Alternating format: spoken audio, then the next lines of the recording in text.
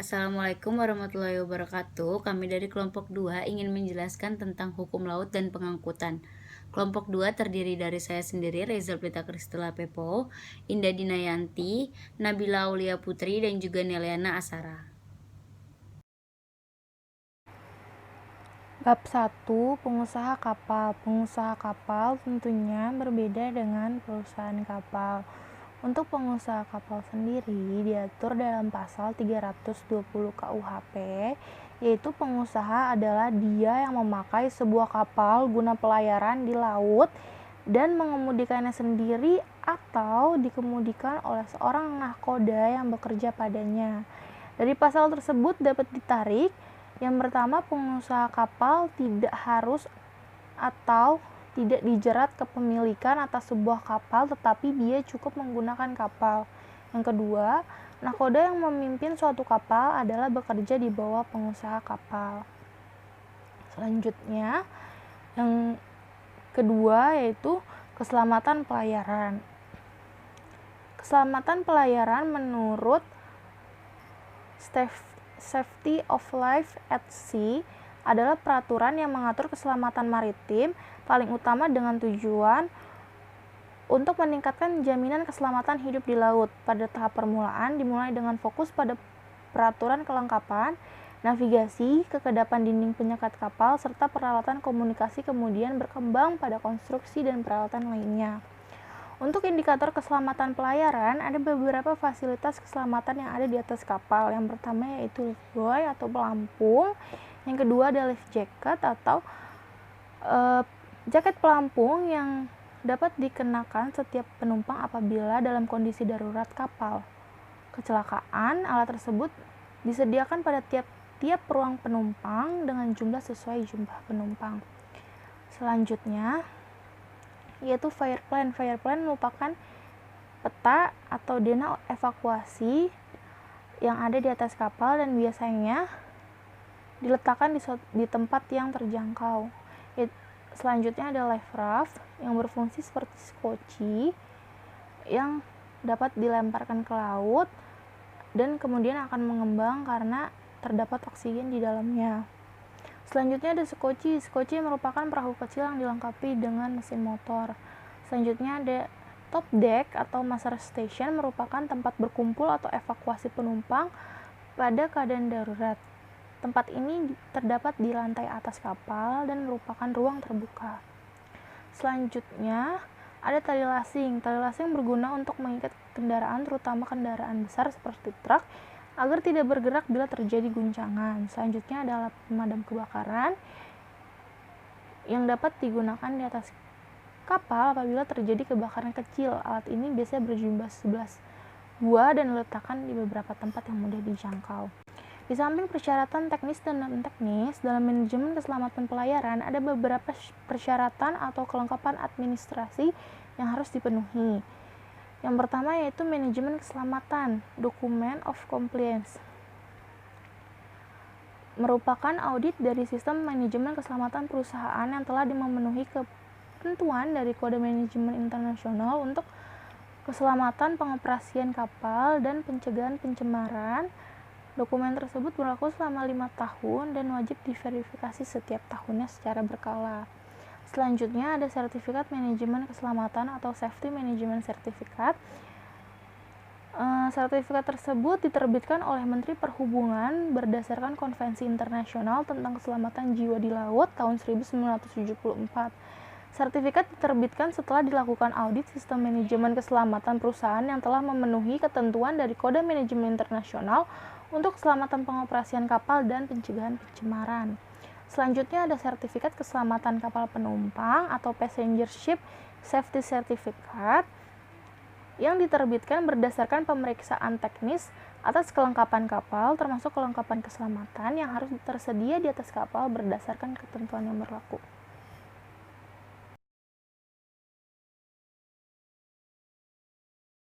Tiga, nahkoda. Nahkoda adalah seorang yang sudah menandatangani perjanjian kerja laut atau PKL dengan pengusaha kapal di mana dinyatakan sebagai nahkoda, serta memenuhi syarat sebagai nahkoda dalam arti untuk memimpin kapal sesuai peraturan perundang-undangan yang berlaku. Hal ini sesuai dengan Undang-Undang Nomor 21 Tahun 1992 dan juga Pasal 341 B KUHD. Nah, selanjutnya tanggung jawab nahkoda di atas kapal. Itu yang pertama, memperlengkapi kapalnya dengan sempurna. Yang kedua, mengawaki kapalnya secara layak sesuai prosedur. Yang ketiga, membuat kapalnya layak laut. Dan yang keempat, bertanggung jawab atas keselamatan pelayaran. Selanjutnya yang kelima, bertanggung jawab atas keselamatan para pelayar yang ada di atas kapalnya. Dan yang terakhir, yang keenam, mematuhi perintah pengusaha kapal selama tidak menyimpang dari peraturan perundang-undangan yang berlaku. Nah, selanjutnya jabatan-jabatan nahkoda di atas kapal. Nah, yang pertama itu sebagai pemegang kewibawaan umum di atas kapal. Yang kedua sebagai pemimpin kapal. Yang ketiga sebagai penegak hukum. Yang keempat sebagai pegawai catatan sipil. Dan yang keempat sebagai notaris. Dan kelima jabatan ini telah diatur di dalam undang-undang. Nah, yang pertama itu nahkoda sebagai pemegang kewibawaan umum. Itu maksudnya semua yang berada di atas kapal tanpa terkecuali harus taat serta patuh kepada perintah nahkoda. Lalu yang kedua, nahkoda sebagai pemimpin kapal. Nahkoda sebagai pemimpin kapal ini bertanggung jawab dalam membawa kapal berlayar dari suatu daerah ke daerah lainnya dengan aman dan selamat. Lalu yang ketiga, nahkoda sebagai penegak hukum. Nah, nahkoda boleh berlaku sebagai polisi ataupun jaksa ketika terjadi suatu peristiwa pidana di atas kapalnya. Lalu selanjutnya itu nahkoda sebagai pegawai catatan sipil. Nah, saat ada kelahiran dan juga kematian, nahkoda berwenang bertindak selaku pegawai catatan sipil. Nah, selanjutnya bab 4 itu anak buah kapal. Apa sih anak buah kapal? Nah, kita biasa menyingkatnya dengan ABK. ABK ini adalah semua orang yang bekerja di atas kapal yang bertugas mengoperasikan dan memelihara serta menjaga kapal dan muatannya. Nah, tingkatan penanggung jawab di atas kapal itu ada seperti di slide berikut. Nah, tapi untuk kapal penangkap ikan masih ada jabatan lain seperti fishing master, boy atau pembuang umpan untuk kapal penangkap cakalang dan lainnya. Lalu ada pula hak-hak anak buah kapal. Yang pertama itu hak atas upah, hak atas tempat tinggal dan makan, hak atas perawatan waktu sakit atau kecelakaan, hak atas cuti, dan hak pengangkutan untuk dipulangkan. Nah, lalu ada pula kewajiban anak buah kapal. Yang pertama itu dia harus taat kepada atasan terutama buah kapal. Nah, kita biasa menyingkatnya dengan ABK. ABK ini adalah semua orang yang bekerja di atas kapal yang bertugas mengoperasikan dan memelihara serta menjaga kapal dan muatannya. Nah, tingkatan penanggung jawab di atas kapal itu ada seperti di slide berikut.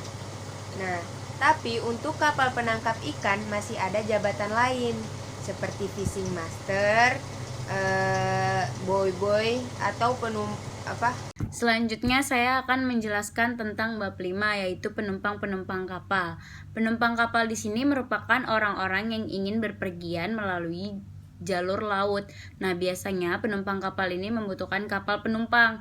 Untuk kapal penumpang contohnya kapal ro-ro maupun kapal feri. Nah, di sini untuk di Indonesia ini ada beberapa perusahaan yang mengoperasikan kapal penumpang. Contohnya PT Pelayaran Nasional Indonesia ataupun PELNI, dan juga ada PT ASDP, PT Dharma Lautan Utama, juga PT Jembatan Madura. Nah, untuk perusahaan-perusahaan ini di bagian pelayaran yang mengangkut penumpang. Nah, lalu di sini ada beberapa syarat saat naik kapal di masa new normal atau masa yang normal. Ada seperti tertera di PPT. Selanjutnya bab 6 itu tentang pengangkutan. Kalau untuk pengangkutan ini adalah perpindahan orang ataupun barang dari suatu tempat ke tempat yang lainnya menggunakan kendaraan dan ada lalu lintas jalannya. Nah, ini mempunyai peranan penting dan strategis sekali untuk mewujudkan keamanan, kesejahteraan, ketertiban saat berlalu lintas ataupun saat melakukan perpindahan. Nah, di sini untuk jenis-jenis pengangkutan itu ada beberapa pengangkutan yang melalui kereta api ataupun pengangkutan darat. Biasanya pengangkutan darat ini perusahaan pengangkutan umum yang menyediakan jasa pengangkutan orang maupun barang. Biasanya ada izin operasinya dari pemerintah. Selanjutnya jenis pengangkutan itu ada pengangkutan perairan. Kalau untuk pengangkutan perairan, pengangkutan pemindahan penumpang ataupun barang ini melalui jalur transportasi kapal ataupun penyeberangannya ada yang laut, danau, sungai atau semacamnya. Ada juga pengangkutan udara. Pengangkutan udara itu kegiatannya menggunakan pesawat udara, mengangkut penumpang, kargo, pos ataupun barang dan lainnya. Nah, biasanya untuk pengangkutan udara ini ada angkutan udara niaga dan juga ada angkutan udara bukan niaga. Selanjutnya ada pihak-pihak Selanjutnya kita masuk ke pihak-pihak dalam pengangkutan. Pihak-pihak dalam pengangkutan itu terdapat yang pertama pengangkut dan yang kedua pengguna jasa atau konsumen. Di konsumen ini terdapat penumpang dan juga pengirim dan penerima barang. Selanjutnya terdapat perjanjian pengangkut. Kalau untuk perjanjian pengangkut ini adalah suatu peristiwa yang telah mengikat seseorang untuk melaksanakan pengangkutan karena orang tersebut telah berjanji untuk melaksanakan sesuatu. Contohnya untuk melakukan pembayaran atau imbalan dan semacamnya. Untuk bab ke-7 masuk ke perusahaan bongkar muat dan barang. Untuk perusahaan bongkar muat dan barang adalah perusahaan yang diberi wewenang oleh pemerintah untuk melakukan kegiatan bongkar muat barang di pelabuhan atau di area pelabuhan. Nah, mereka memiliki kewajiban perusahaan bongkar muat. Contohnya seperti yang tertera di PPT. Di sini ada melaksanakan ketentuan-ketentuan dan di dalamnya terdapat izin yang sudah ada kebijakan umumnya dari pemerintah, lalu memenuhi batas maksimal kecepatan, ada juga mengenakan dan memberlakukan tarif nominalnya. Di sini juga ada meningkatkan keterampilan dan juga bertanggung jawab terhadap barang selama dalam pengawasan. Untuk tugas dan tanggung jawab perusahaan bongkar muat itu ada dalam pelayanan PBM. Untuk PBM ini dia harus kerjasama sama PT yang ada di pelabuhan, contohnya PT Pelindo, perusahaan pelayaran, EMKL, dan juga pemilik barang. Di sini tenaga buruh, ada Atpel, imigrasi, bea dan cukai, dan juga ada karantina kesehatan pelabuhan. Nah, untuk masing-masing ini mempunyai tanggung jawab atas kelancaran kegiatan bongkar muat, keselamatan penerimaan dan penyerahan barang, kebenaran laporan yang disampaikan, dan untuk mengatur pengguna TKBM dan peralatan sesuai kebutuhan. Nama saya Nabila Aulia Putri. Saya di sini akan menjelaskan tentang perusahaan bongkar muat barang. Perusahaan bongkar muat barang adalah perusahaan yang diberi wewenang untuk menjalankan kegiatan bongkar muat di pelabuhan. Kewajiban perusahaan bongkar muat yaitu melaksanakan ketentuan-ketentuan yang telah ditetapkan dalam izin usaha dalam keputusan ini dan kebijakan umum pemerintah di bidang penyelenggaraan kegiatan bongkar muat dari dan ke kapal. Yang kedua, memenuhi batas maksimal kecepatan bongkar muat yang telah ditetapkan oleh setiap pelabuhan. Yang ketiga, mengenakan atau memberlakukan tarif yang berlaku sesuai dengan peraturan. Yang keempat, meningkatkan keterampilan kerja. Yang kelima, bertanggung jawab terhadap barang selama berada di bawah pengawasannya. Tugas dan tanggung jawab perusahaan bongkar muat dalam melakukan pelayanan, yaitu perusahaan bongkar muat harus bekerja sama dengan berbagai pihak seperti PT Pelindo. Sekian presentasi dari kelompok 2. Mohon maaf bila ada kesalahan. Terima kasih telah menonton.